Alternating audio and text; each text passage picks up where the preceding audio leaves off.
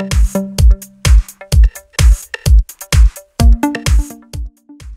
I have ACER Liquid Z6E, and let me show you how to accomplish hard reset operation on that device by using the ACER settings. So at the very beginning, let's start by pressing the power key. Let's unlock the screen, tap apps icon. Here you have to find and select the settings. So let's tap settings, scroll down, and under personal, choose backup and reset. Here you have to choose factory data reset.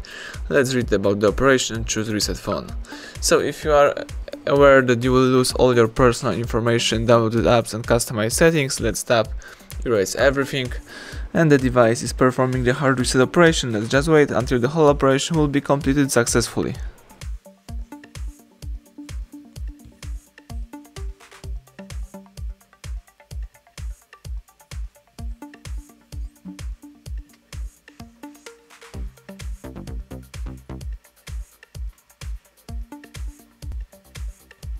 Excellent, as you can see, the welcome panel just pops out, so it means that the hard reset operation is done. Now you may start simply activate your device. Thank you for watching, please subscribe our channel and leave thumbs up under the video.